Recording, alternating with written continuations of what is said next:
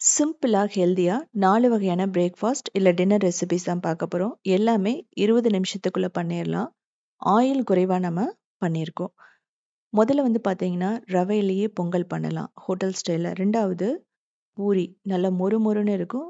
அதே சமயம் வந்து பார்த்தீங்க அப்படின்னா, ரொம்ப நேரம் இருந்தாலுமே அந்த உப்பலாவே இருக்கும். அதோட சேர்த்து ஒரு பூரி மசாலாவும் பண்ண போறோம். ரொம்ப ரொம்ப சூப்பரா இருக்கும். இது ஹோட்டல் ஸ்டைல்ல தான் பண்ண போறோம். இதுக்கப்புறம் கர்நாடகா ஸ்டைல்ல சபக்கி தொன்னை இட்லி. தொன்னையில பண்ற ஒரு சிம்பிளான இட்லி. ஹெல்தியானது கூட.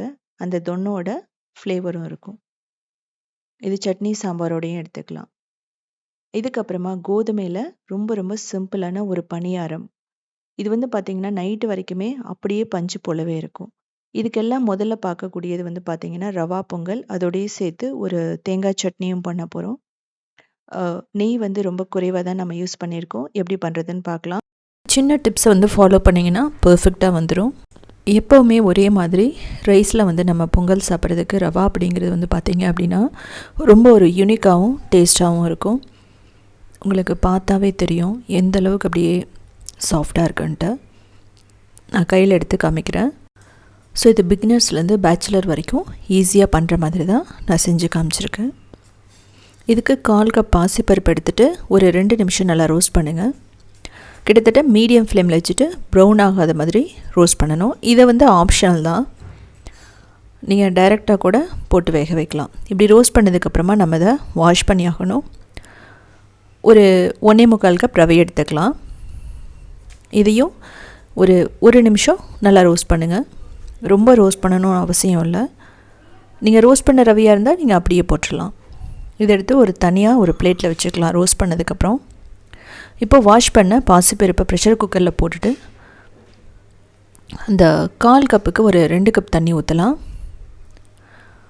ஏன்னா பாசிப்பருப்பு முதல்ல நல்லா வேகணும்.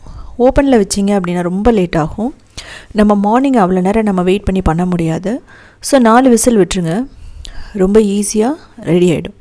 நல்லா சாஃப்டாக வெந்துடும். இதை வந்து நம்ம பாசிப்பருப்பை ஊற வைக்கணும்னு அவசியம் இல்லை. உங்களுக்கு பார்த்தா தெரியும். ஸோ நல்லா வெந்துடுச்சு. மீடியம் ஃப்ளேமில் வச்சுட்டு அந்த தண்ணி கொஞ்சம் வந்து நம்ம குறையிற வரைக்கும் நம்ம குக் பண்ணணும். லைட்டாக மேஷ் பண்ணி விட்டுக்கலாம். இது வந்து ரொம்ப முக்கியம். இப்போ தண்ணி எல்லாமே நல்லா குறைஞ்சிடுச்சு. கிட்டத்தட்ட 6 கப் தண்ணி ஊற்றணும். 1 கப் ரவைக்கு 3 கப் தண்ணி ஊற்றுற மாதிரி தான். நெய் வந்து 1 டேபிள் ஸ்பூன், உப்பு தேவையான அளவு போட்டுக்கலாம். இதுக்கப்புறம் நம்ம குக்கரை மூடி வைக்க மாட்டோம். விசிலெல்லாம் விட போகிறதில்ல. இதுக்கப்புறம் நம்ம ஓப்பன் பேன் மெத்தட் தான். நல்லா வந்து பொங்கி வருது, நல்லா கொதிக்குது. இப்போது லோ ஃப்ளேமில் வச்சுக்கணும். ரவை போடும்போது எப்போவுமே லோ ஃப்ளேமில் வச்சு தான் நீங்கள் ரவையை ஸ்ப்ரிங்கிள் பண்ணி போடணும். ஒரே இடத்துல போடக்கூடாது. அது போட நீங்கள் மிக்ஸ் பண்ணி விட்டுடலாம். இதே ஹை ஃப்ளேமில் வச்சுட்டு போட்டிங்க அப்படின்னா போட்ட உடனே கட்டிடும். அப்போ நமக்கு வந்து நல்லா இருக்காது. ஸோ நீங்கள் அப்படி ரொம்ப ஹை ஹீட்டில் இருந்ததுன்னா ஆஃப் பண்ணிவிட்டு நீங்கள் போடுங்க. கிட்டத்தட்ட ஒரு 2 டேபிள் ஸ்பூன் நெய் போட்டுக்கலாம். ரொம்ப ஜென்டிலாக தான் மிக்ஸ் பண்ணணும். ஸோ இப்போ இதை மூடி 1 நிமிஷம் மட்டும் மீடியம் ஃப்ளேமில் வைப்போம். அதுக்கப்புறம் ஆஃப் பண்ணிவிடுவோம். 1 நிமிஷத்துக்கு மேலே நீங்கள் ஃப்ளேமை ஆஃப் பண்ணாமல் இருக்கக்கூடாது. அதுலேயே அது வெந்துடும். ஒரு 3 நிமிஷம் அப்படியே விட்டுறலாம். இதுக்குள்ளே சட்னிக்கு வந்து தேங்காய் போட்டுக்கலாம். அதுக்கப்புறம் பச்சை மிளகாய், இஞ்சி, கருவேப்பிலை, உப்பு, புளி கூட நீங்கள் கொஞ்சம் போட்டுக்கலாம். பொட்டுக்கடலை. ஸோ அவ்வளோதான். இது தேவையான அளவு நம்ம தண்ணி ஊற்றிட்டு உப்பு போட்டு நல்லா அரைச்சிக்கலாம். ஸோ நீங்கள் கரகரப்பாகவும் அரைக்கலாம், திக்காக அரைக்கலாம், தண்ணி மாதிரி அரைக்கலாம். ஸோ உங்களோட இஷ்டம் தான். வரமிளகாய் கூட போட்டு அரைக்கலாம், வரமிளகாய் பூண்டு கூட. இப்போ 5 நிமிஷத்துக்கு அப்புறமா பாருங்கள், அது நல்லா வெந்துடுச்சு. கரெக்டாக அந்த நெய் எல்லாமே பர்ஃபெக்டாக இருக்குது. உங்களுக்கு அந்த தண்ணி இருக்கிற மாதிரி இருக்கா? தண்ணியில் அது வந்து நெய் தான். ஜென்டிலாக மிக்ஸ் பண்ணுங்கள். நல்லா சூடாக தான் இருக்கும்.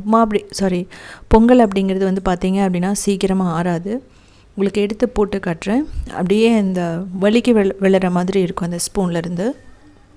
இப்போ இதுக்கு சீசனிங் பண்ணணும். தாளித்து கொட்டணும். இப்போது ஒரு 3 டேபிள் ஸ்பூன் நெய் போட்டுக்கலாம். அதுக்கப்புறம் ஜீரகம், மிளகு, முந்திரி, பச்சை மிளகாய், இஞ்சி, கருவேப்பிலை, பெருங்காயம் இதெல்லாம் போட்டுக்கணும். இது நல்லா வந்து பொங்கலே நல்லா காரமாக நல்லா சூப்பராக இருக்கும். அந்த பச்சை மிளகாய் எல்லாம் போகிறதுனால கொஞ்சம் மிளகு கூட நீங்கள் நுணுக்கி போடலாம். நெய் அதிகமாக பிடிக்கும்னு நினைக்கிறவங்க 1/4 கப் கூட நீங்கள் ஊற்றி பாருங்கள். ரொம்ப சூப்பராக இருக்கும். ஜென்டிலாக எல்லாமே படுற மாதிரி நம்ம மிக்ஸ் பண்ணி வச்சுக்கணும். இந்த நேரத்துலையும் நீங்கள் ரொம்ப வேகமாக கலக்குனீங்க அப்படின்னா அது களி மாதிரி ஆகும். ஸோ அந்த மாதிரியெல்லாம் நம்ம பண்ணக்கூடாது. இந்த மாதிரி ஸ்பூனில் எடுத்தோன்னே விழணும், அதுதான் பதம்னு அர்த்தம். நான் மேலே ஒரு டேபிள் ஸ்பூன் நெய் போடுறேன். எதுக்காகனா இந்த உப்புமா கொஞ்ச நேரம் இருந்தால் கூட வறண்டு போகாமல் இருக்கும். ஸோ உங்களுக்கு கரண்டியில் எடுக்கும்போது அப்படியே ஒன்றோட ஒன்று ஒட்டாமல் அப்படியே வரும், டேஸ்ட்டாக இருக்கும். ஸோ ஒரு நீங்கள் அரை மணி நேரம் வச்சுருந்தா கூட அந்த உப்புமாவோட டேஸ்ட்டு மாறாது நமக்கு, அந்த நெய் வந்து மேலே விட்டதுனால. பச்சரிசியை மட்டுமே வச்சு பொங்கலாக பண்ணிகிட்டு இருக்கிறதுக்கு நீங்கள் ரவையை பயன்படுத்தி பண்ணலாம். ரவை வந்து ரொம்ப ரொம்ப ஹெல்தியானது கூட. இதே மெத்தடில் நான் கோதுமை ரவையிலையும் பண்ணியிருக்கேன். நீங்கள் உத்தமி கிச்சனில் வீடியோ பார்த்தீங்கன்னா தெரியும். இது வந்து சட்னி, அதுக்கப்புறம் வந்து சாம்பார் ரொம்ப பர்ஃபெக்டாக இந்த ரவா உப்புமாவோட மேட்ச் ஆகும். அதாவது ரவா பொங்கலோட நல்லா பஞ்சு போல் இருக்கும். ஈவன் நீங்கள் ஹோட்டலில் போனால் கூட ரவா பொங்கலை பார்க்க முடியாது. டேஸ்ட் வைஸ் வந்து பார்த்தீங்கன்னா ரொம்ப சூப்பராக இருக்கும். வெயிட் லாஸ் அப்படின்னு போகும்போது கூட கண்டிப்பாக நீங்கள் சாப்பிட்லாம். இதுக்கப்புறமா நம்ம பார்க்க போகிறது ஹோட்டல் ஸ்டைலில் பூரியும் பூரி மசாலாவும் எப்படி பண்ணுறதுன்னு பார்க்க. இது வந்து பார்த்தீங்க அப்படின்னா ரொம்ப நேரத்துக்கு நல்லா ஃப்ளஃபியாக இருக்கும். அது மட்டும் இல்லாமல் நல்லா கிறிஸ்பியாகவும் இருக்கும். நம்ம ஹோட்டல் ஸ்டைலில் வீட்லேயே எப்படி பண்ணுறதுன்னு பார்க்கலாம். சின்ன சின்ன டிப்ஸை வந்து ஃபாலோ பண்ணிங்க அப்படின்னா ஆயிலை வந்து அப்சர்வ் பண்ணாமல் ரொம்ப ஈஸியாக நம்ம பூரி வந்து பண்ணிடலாம். இந்த பூரி செய்கிறதுக்கு மாவு வந்து பார்த்தீங்க அப்படின்னா நல்லா டைட்டாக இருக்கணும். அது மட்டும் இல்லாமல் நம்ம ஃப்ரை பண்ணும்போது ஆயில் நல்லா சூடாக இருக்கணும். ஸோ இதெல்லாம் எப்படி பண்ணுறதுன்னு பார்க்கலாம். பர்ஃபெக்டான பூரி மசாலாவும் பிகினர்ஸ்க்கு பர்ஃபெக்டாக இருக்கும். முதல்ல ஒரு 6 உருளைக்கிழங்க நல்லா கழுவிட்டு இப்படி 2 கட் பண்ணிக்கோங்க. இதுக்கப்புறமா நான் ப்ரெஷர் குக்கரில் போட்டுட்டு ஒரு 3 விசில் வச்சிங்க அப்படின்னா ரொம்ப பர்ஃபெக்டாக வெந்துடும். ஸோ இந்த பூரி மசாலா செய்கிறதுன்னு வந்து பார்த்திங்கன்னா மாவு பிசைஞ்சு வச்சுட்டு நம்ம பண்ணிடலாம் அவ்வளோ சீக்கிரமாக. இப்போது பூரிக்கு 1 கப் கோதுமை மாவு, 1 டேபிள் ஸ்பூன் மைதா, அதுக்கப்புறம் ரவை, ஆயில் இதெல்லாம் போட்டுட்டு கொஞ்சம் உப்பு போட்டு நல்லா மிக்ஸ் பண்ணிக்கோங்க. இதில் நான் சொல்கிறது வந்து என்னென்னா 1 டேபிள் ஸ்பூன் மைதா, 1 டேபிள் ஸ்பூன் ரவை ரொம்ப பர்ஃபெக்டாக இருக்கும். இப்போது கொஞ்சம் கொஞ்சமாக தண்ணி ஊற்றிட்டு நல்ல ஒரு டைட்டான டோ மாதிரி கொண்டு வரணும். மாவு நல்லா டைட்டாக இருக்கணும். நீங்கள் சப்பாத்திக்கு மாதிரி பசைஞ்சிங்க அப்படின்னா அது உப்பலாக வராது, ரொம்ப சொதன்னு ஆகிடும். இந்த மாதிரி தான் இருக்கணும். இதை மூடி ஒரு 15 நிமிஷம் அப்படியே வச்சிடலாம். இதுக்கிடையில் நமக்கு வந்து உருளைக்கிழங்கு வெந்திருக்கும். நம்ம எடுத்துகிட்டு தண்ணியை கம்ப்ளீட்டாக வடிச்சிருங்க. அதுக்கப்புறம் தோலை வந்து நம்ம எப்போ போல் ரிமூவ் பண்ணிக்கலாம். ஸோ இந்த தோல் எடுக்கிறது மட்டும் வந்து பார்த்திங்க அப்படின்னா நமக்கு கொஞ்சம் டைம் ஆகும், அவ்வளோதான். ஸோ உங்களுக்கு இதுலேயே கேரட் வேணுனாலும் நீங்கள் போட்டுக்கலாம். காலிஃப்ளவர், கேரட் எல்லாம் கூட போட்டு நீங்கள் மசாலா பண்ணலாம். இப்போ தோலெல்லாம் எடுத்ததுக்கப்புறம் ரஃப்பாக கட் பண்ணிக்கோங்க. ரொம்ப ஃபைனாலாம் பண்ணணும் அவசியம் இல்லை. இப்படி பண்ணிட்டிங்கனாவே போதும். இதுக்கு தனியாக எடுத்து வச்சு நம்ம கட் பண்ணணும் அவசியம் இல்லை. ஸோ இதுக்கப்புறம் இதுக்கு மசாலாவுக்கு ஒரு 3 டேபிள் ஸ்பூன் எண்ணெய் போட்டுக்கலாம். கடுகு, கடலைப்பருப்பு, உளுத்தம்பருப்பு, அதுக்கப்புறம் ஜீரகம் இதை போட்டு நல்லா ப்ரௌனாக வர வரைக்கும் வறுத்து எடுத்துக்கலாம். ஸோ இதிலே கூட நீங்கள் முந்திரி கொஞ்சம் போடுறதுனாலும் போட்டுக்கலாம். இப்போது வெங்காயம், பச்சை மிளகாய், கறிவேப்பிலை, நான் வந்து 2 வெங்காயம் போட்டிருக்கேன். அப்புறம் இஞ்சி 1 டேபிள் ஸ்பூன், இஞ்சி பூண்டு 2 சேர்த்து 1 டேபிள் ஸ்பூன் போட்டிருக்கேன். ஸோ நல்லா வந்து நீங்கள் வதக்கணும். வெங்காயம் வதங்கினா தான் அந்த மசாலா வந்து நல்லாயிருக்கும். இதில் சின்ன வெங்காயம் நீங்கள் தேவைப்பட்டாலும் நீங்கள் போட்டுக்கலாம், ஒன்றும் பிரச்சனை இல்லை, நல்லா தான் இருக்கும். இதுக்கப்புறம் உப்பு தேவையான அளவு வேக வச்ச உருளைக்கிழங்கு போட்டுட்டு நல்லா மிக்ஸ் பண்ணுங்கள். ஸோ அந்த ஆயிலோடு சேர்ந்து கொஞ்சம் வதங்கணும். இதுக்கப்புறமா இதுக்கு தேவையான மசாலா போட போகிறோம். ரொம்ப சிம்பிளான மசாலா தான். மஞ்சள் தூள், மிளகாய் தூள், கொத்தமல்லி தூள். இதில் கரம் மசாலா தூள் நம்ம போட மாட்டோம். உங்களுக்கு பிடிச்சிருந்ததுன்னா போடலாம். பட் கரம் மசாலா போடும்போது கொஞ்சம் டேஸ்ட்டை வந்து மாற்றிவிடும். ஸோ நமக்கு பூரிக்கிழங்கு அப்படிங்கிறது சிம்பிளாக ரொம்ப மசாலா இல்லாமல் இருந்தால் நல்லது. நீங்கள் தேவையான அளவு தண்ணி ஊற்றிடுங்க. தண்ணி ஊற்றிட்டு ஒரு 5 நிமிஷம் நல்லா வேகணும். அப்போ தான் அந்த மஞ்சள் தூள், மிளகாய் தூள், கொத்தமல்லி தூளில் நல்லா இறங்கும் அந்த உருளைக்கிழங்குல. ஸோ இன்னும் கொஞ்சம் தேவையான அளவு தண்ணி ஊற்றிட்டு கிட்டத்தட்ட மீடியம் ஃப்ளேமில் வச்சுட்டு 5 நிமிஷம் நம்ம இதை குக் பண்ணணும்.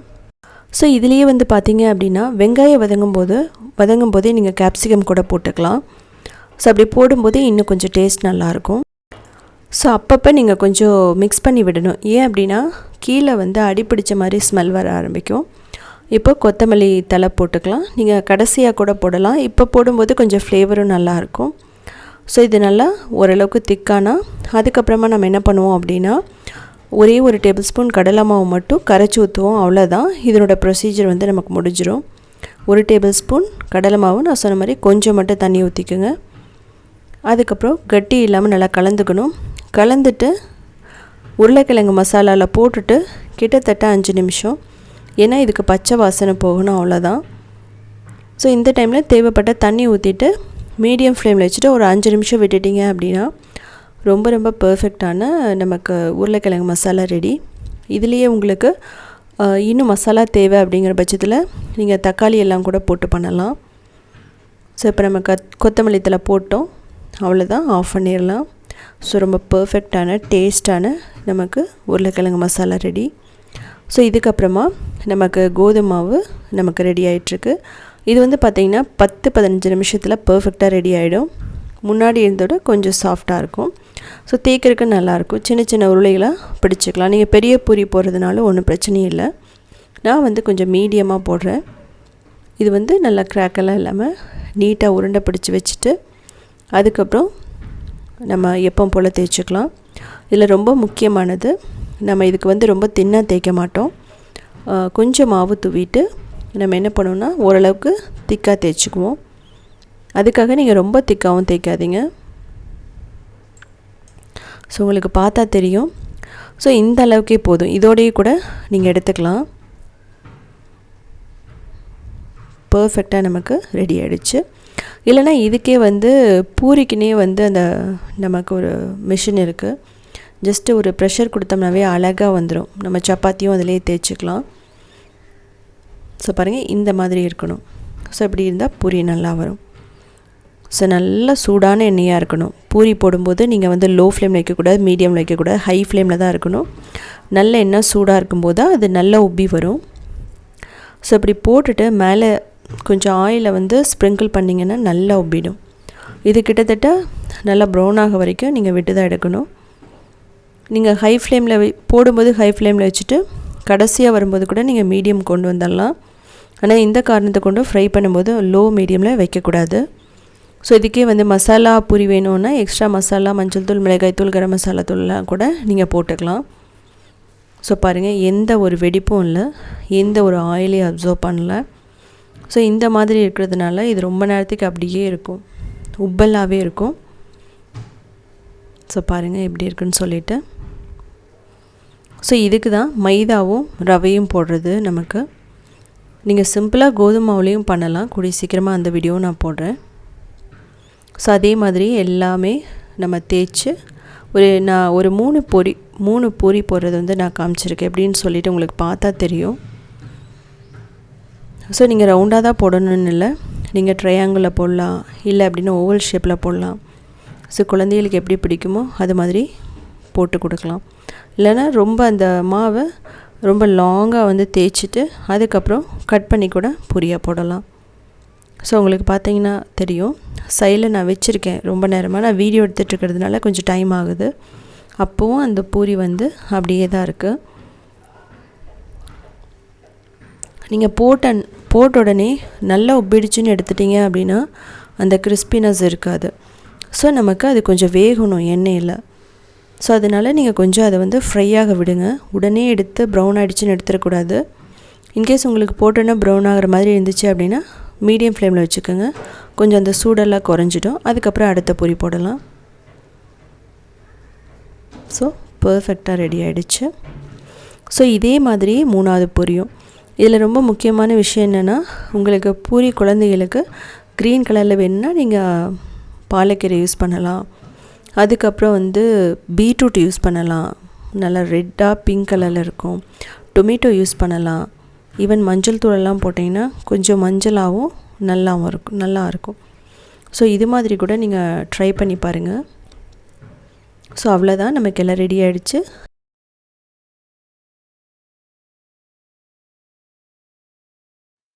இந்த பூரியில் வந்து நம்ம கோதுமை மாவு பாதி, அதுக்கப்புறம் ரவை பாதி போட்டு கூட பண்ணலாம். அதாவது ஈக்குவல் குவான்டிட்டி எடுத்தும் நீங்கள் பண்ணலாம். அது மட்டும் இல்லாமல் நீங்கள் பூரி மாவு ரொம்ப நேரம் நீங்கள் வந்து பிசைஞ்சு வச்சுருக்கக்கூடாது. ஒரு 15 நிமிஷம் வச்சுருந்தா மட்டும் போதும். அதுக்கப்புறமா நம்ம பூரியா போட ஆரம்பிச்சிடலாம். அப்படி இல்லைன்னா உங்களுக்கு அந்த பூரி வெடித்து உள்ள ஆயில் வந்து அப்சர்வ் பண்ண ஆரம்பிக்கும். ஸோ அதனால தான் நம்ம வந்து ரொம்ப நேரம் ஊற வைக்கக்கூடாதுன்னு சொல்லுவோம். அதே சமயம் நீங்கள் மைதாவும் கோதுமாவையும் ஈக்குவலாக கூட போட்டு பண்ணலாம்.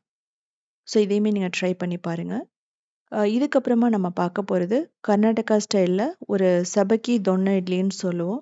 தொன்னையோட ஃப்ளேவரோட நல்லா பஞ்சு போல் இருக்கும். குழந்தைகளுக்கு வந்து பார்த்தீங்க அப்படின்னா போன் ஸ்ட்ரென்த்துக்கும் இந்த ஜவ்வரிசி ரொம்ப ரொம்ப நல்லது கூட. ஸோ எப்படி பண்ணுறதுன்னு பார்க்கலாம். நான் ஏற்கனவே ஜவ்வரிசி இட்லி போட்டிருக்கேன் க்ரியேட்டிவ் வேர்ல்டில். இது ரொம்ப யூனிக்கானது. அந்த தொன்னையில் இருக்கிற அந்த மனம், அந்த இட்லி, அந்த சாஃப்ட்னஸ் எல்லாமே ரொம்ப சூப்பராக இருக்கும். பிகினர்ஸ்லேருந்து பேச்சுலர்ஸ் வரைக்கும் ஈஸியாக பண்ணலாம். இதை வந்து ரெடி பண்ணுறதுக்கு 10 நிமிஷம்தான் ஆகும். உங்களுக்கு பார்த்தாவே தெரியும். இது வந்து சட்னி சாம்பாரோடு எடுத்துக்கலாம். குறைவான பொருட்கள் தான் தேவைப்படும். எதையும் ரொம்ப நேரம் மிக்ஸ் பண்ணணும், அரைக்கணும் அப்படியெல்லாம் எந்த அவசியம் இல்லை. உங்களுக்கு உள்ளே பார்த்தாவே தெரியும். சொத சொதன்னு இல்லாமல் அதே சமயம் ரொம்ப பஞ்சு போல் இருக்கும். ஸோ இதுக்கு இந்த ஜவ்வரிசி எடுத்துக்கலாம். அதாவது நைலான் ஜவ்வரிசி கண்ணாடி மாதிரி இருக்கும். இதுதான் இதுக்கு வந்து பர்ஃபெக்டாக இருக்கும். கிட்டத்தட்ட நான் 1/2 கப் எடுத்துக்கிறேன். இதை வந்து ஒரு 2 தடவை நல்லா நீங்கள் வாஷ் பண்ணிக்கலாம். இதுக்கப்புறமா தண்ணி ஊற்றிட்டு கிட்டத்தட்ட 3 மணி நேரம் நம்ம ஊற வைக்கணும். அப்போ தான் இந்த ஜவ்வரிசி நல்லா வேகும். 2 மணி நேரத்துலேருந்து 3 மணி நேரம் பர்ஃபெக்டாக இருக்கும். இதுக்கப்புறம் தண்ணியை கம்ப்ளீட்டாக வடிச்சிருங்க. ஒரு 1/2 கப் ரவை போட்டுக்கலாம். இதுக்கப்புறம் உப்பு, தயிர் ஒரு 1/2 கப் போட்டுக்கலாம். இதுக்கப்புறம் ஃபஸ்ட்டு நல்லா மிக்ஸ் பண்ணுங்கள். இது வந்து ரொம்ப தண்ணியாக ஆகிடக்கூடாது. நம்ம இட்லி மாவுக்கு எப்படி கரைப்போமோ அதே மாதிரி நம்ம மிக்ஸ் பண்ணி வைக்கணும். ரொம்ப ரன்னி ஆகிடுச்சுன்னா எக்ஸ்ட்ரா வந்து நீங்கள் அரிசி மாவோ இல்லை ரவையோ போட வேண்டியது இருக்கும். 1/4 கப் மட்டும் தண்ணி, அதை விட கொஞ்சம் குறைவாக ஊற்றிக்கலாம். நல்லா மிக்ஸ் பண்ணுங்கள். இதுலேயே வந்து பார்த்திங்கன்னா ஒரு 10 நிமிஷத்தில் அந்த ரவை நல்லா ஊறிடும். அதே சமயம் அந்த தயிரும் ஜவ்வரிசியில் இறங்கும். 10லேருந்து 15 நிமிஷம் பர்ஃபெக்டாக இருக்கும். இப்போ சீசனிங்க்கு எண்ணெய் ஊற்றிட்டு கடுகு, கடலைப்பருப்பு, உளுத்தம்பருப்பு, முந்திரி, நீங்கள் நிலக்கடலை கூட போட்டுக்கலாம். லைட்டாக ப்ரௌன் ஆகணும். அதுக்கப்புறம் பச்சை மிளகாய், இஞ்சி, சிவப்பு மிளகாய் போட்டுக்கலாம். கறிவேப்பிலை, கொத்தமல்லி கூட நீங்கள் போட்டுக்கலாம். அப்புறம் கொஞ்சம் பெருங்காயம், ஒரு 1/2 டீஸ்பூன், அவ்வளோதான். தேவைப்பட்டால் நீங்கள் கேரட் கூட துருவி போட்டுக்கலாம். கேரட், பீட்ரூட், ஈவன் உங்களுக்கு வந்து முட்டைக்கோஸ் கூட போடலாம். இது லைட்டாக ப்ரௌன் ஆனால் போதும். இதை எடுத்து அப்படியே இதில் கொட்டிடலாம்.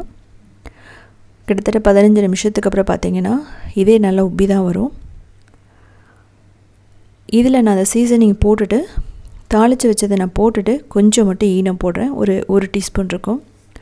அது வந்து இன்னும் எக்ஸ்ட்ரா ஸ்பாஞ்சினஸை கொடுக்கும், பஞ்சு போல் இருக்கும்.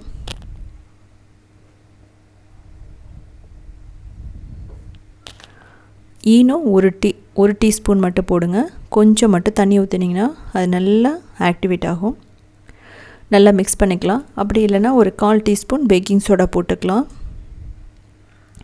இல்லை நீங்கள் ஃபெர்மெண்டேஷனுக்கு விடுறதுனாலும் நைட்டு ஃபுல்லாக நீங்கள் விட்டுட்டு அடுத்த நாள் காலையில் பண்ணலாம். நைட் இது ரெடி பண்ணிட்டீங்க அப்படின்னா அப்படியே ஃப்ரிட்ஜில் வச்சுருங்க, இல்லை வெளியே கூட வச்சிடலாம்.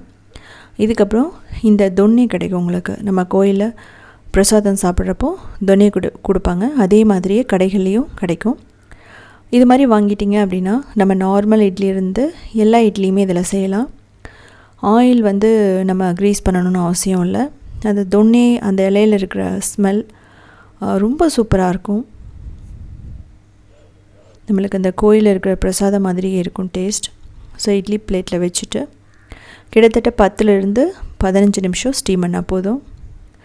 இதுலேயே நீங்கள் ராகி மாவை ஆட் பண்ணிக்கலாம். ராகி மாவு கூட நீங்கள் போடலாம். ஒரு 1/4 கப் போட்டுக்கிட்டிங்க அப்படின்னா ராகி தொன்னி இட்லி ஆகும். நான் ஏற்கனவே வீடியோ போட்டிருக்கேன். மீடியம் ஃப்ளேமில் 10 to 15 மினிட்ஸ் பர்ஃபெக்டாக ரெடி ஆகிடுச்சு. ஒரு 5 நிமிஷம் விட்டுருங்க, இல்லை ஒரு 2 நிமிஷம் விட்டால் கூட போதும். சூடாக சாப்பிடும்போது நீங்கள் அப்படியே கூட சாப்பிட்லாம். பர்ஃபெக்டாக ரொம்ப ரொம்ப ஸ்டிக்கி இல்லாமல் ரொம்ப டேஸ்ட்டாக நமக்கு தொன்னி இட்லி ரெடி.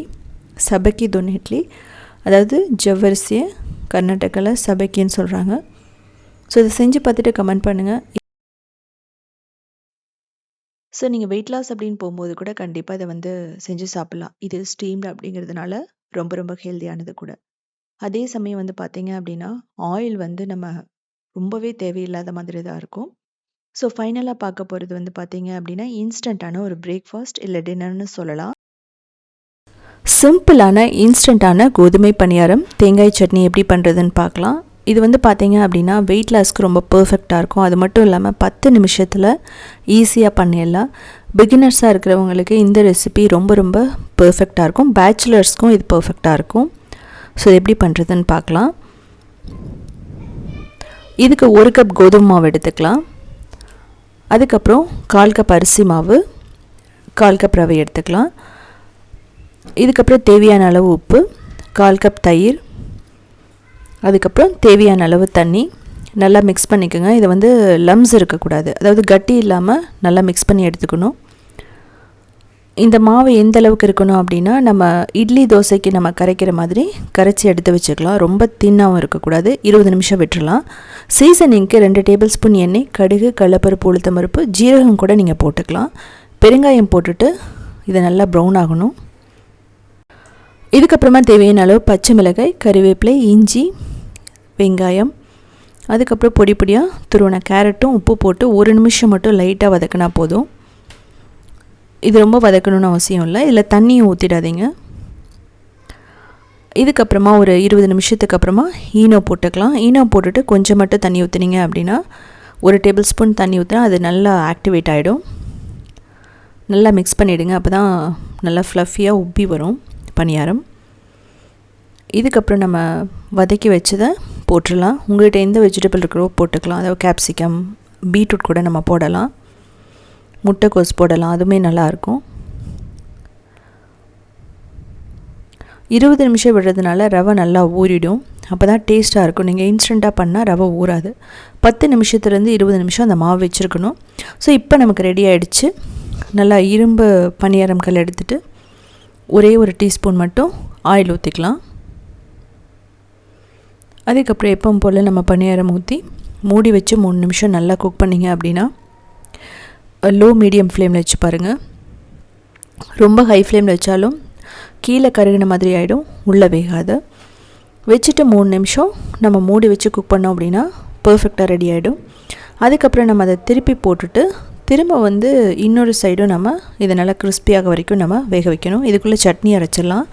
இஞ்சி, தேங்காய் போட்டுக்கலாம், பச்சை மிளகாய், அதுக்கப்புறம் பொட்டுக்கடலை, புளி, தேவையான அளவு உப்பு அரைச்சிட்டு நம்ம தண்ணி ஊற்றிட்டு ஓரளவுக்கு திக்காக அரைச்சி எடுத்துக்கலாம். அவ்வளோதான். இதுக்கப்புறம் நமக்கு பணியாரம் ரெடி ஆகிடுச்சு. தேவைப்பட்டால் ஒரே 1 டீஸ்பூன் மட்டும் எண்ணெய் ஊற்றிட்டு திருப்பிட்டு நீங்கள் திரும்ப ஒரு 2 நிமிஷம் குக் பண்ணுங்கள். கிட்டத்தட்ட 5 மினிட்ஸ்லேயே இந்த கோதுமை பணியாரம் நமக்கு ரெடி ஆகிடும். ஸோ நான் அந்த குழியில் 3/4 வாசி தான் ஊற்றிருக்கேன். உங்களுக்கு வேணும்னா நீங்கள் முழுசாக ஊற்றி கூட கொஞ்சம் நேரம் டைம் எடுத்துகிட்டு குக் பண்ணலாம். நமக்கு ஈனோ போட்டிருக்கிறதுனால நிறைய பபிள்ஸ் க்ரியேட் ஆகும், ஸ்பாஞ்சியாக இருக்கும். ஈனோ வேணானாலும் ஸ்கிப் பண்ணிவிட்டு நீங்கள் ஒரு 1 மணி நேரம் விட்டுட்டு அதுக்கப்புறம் பண்ணிங்க அப்படின்னா பர்ஃபெக்டாக பணியாரம் ரெடி. அதாவது புளிக்க வைக்கணும். அதுக்காக தான் நான் 1 மணி நேரம் சொல்கிறேன். மாவு ரெடி பண்ணதுக்கப்புறமா 1 மணி நேரத்துலேருந்து 2 மணி நேரம் விட்டுட்டிங்கனாலும் நீங்கள் ஈனோ, பேக்கிங் சோடாவோ போட வேண்டியதில்லை. ஸோ இது வந்து நம்ம குழந்தைகளுக்கு ஸ்நாக்ஸாக கூட கொடுக்கலாம், ஈவினிங் குழந்தைய ஸ்கூல் விட்டு வரும்போது. ஸோ இந்த பணியாரம் நான் கோதுமை மாவில் பண்ணியிருக்கேன். நீங்கள் ராகியில் பண்ணலாம். அதுக்கப்புறம் ரவையை மட்டுமே வச்சு பண்ணலாம். அதாவது ரவை, அரிசி மாவு மட்டும் வச்சு நம்ம பணியாரம் பண்ணலாம். கோதுமை கூட ஸ்கிப் பண்ணிவிட்டு நீங்கள் ரவை பண்ணும்போது 1 டேபிள் ஸ்பூன் மைதா கூட போட்டு பண்ணலாம். ஸோ இதிலேயே உங்களுக்கு எக் பணியாரம் பிடிக்கும் அப்படின்னா இதில் ஒரு 2 எக்கை வந்து உடச்சி ஊற்றிட்டு நீங்கள் அப்படி கூட பண்ணலாம். அதுவுமே நல்லா தான் இருக்கும். அது வந்து ப்ரோட்டீன் ரிச்சுன்னு சொல்லலாம். இதிலேயே நீங்கள் பணியார மாவு ரெடி பண்ணிவிட்டு அதுக்கப்புறம் உருளைக்கிழங்கு மசாலா வச்சு பண்ணலாம். அதாவது ஸ்டஃப்டு பணியாரம் மாதிரி, அதுவுமே ரொம்ப நல்லா தான் இருக்கும். ஸோ இந்த பணியாரம் வந்து நான் கார பணியாரம் போட்டிருக்கேன், வெஜிடபிள் எல்லாம் வச்சு. நீங்கள் இதுலேயே வந்து கோதுமையில் ஸ்வீட் பணியாரம் பண்ணலாம். கோதுமை மாவு, ரவை, அரிசி மாவு எல்லாமே சேம் தான். வெல்லம் மட்டும் நீங்கள் கரைச்சி கிட்டத்தட்ட ஒரு கப் நீங்கள் கோதுமை எடுத்துருக்கீங்க அப்படின்னா கிட்டத்தட்ட ரொம்ப ஸ்வீட் சாப்பிட்றவங்க 1/2 கப் வெல்லம் போட்டுக்கலாம். ஓரளவுக்கு ஸ்வீட் சாப்பிட்றவங்க 1/4 கப் வெல்லம் இல்லைனா 1/3 கப் வெல்லம் நல்லா சிரப் மாதிரி காய்ச்சி இதில் ஊற்றிட்டு நல்லா இட்லி பேட்டர் மாதிரி பண்ணிவிட்டு ஒரு 20 நிமிஷம் விட்டதுக்கப்புறமா கொஞ்சம் மட்டும் பேக்கிங் சோடா போட்டுட்டு நீங்கள் ஊற்றலாம். அதுலேயே வந்து முந்திரி, திராட்சை, தேங்காய் எல்லாம் துருவி போட்டு பண்ணிங்கன்னா ரொம்ப பர்ஃபெக்டாக இருக்கும். அந்த வீடியோ நான் கூடிய சீக்கிரம் போடுறேன். ஸோ இது உள்ளே எப்படி இருக்குன்னு பாருங்கள்.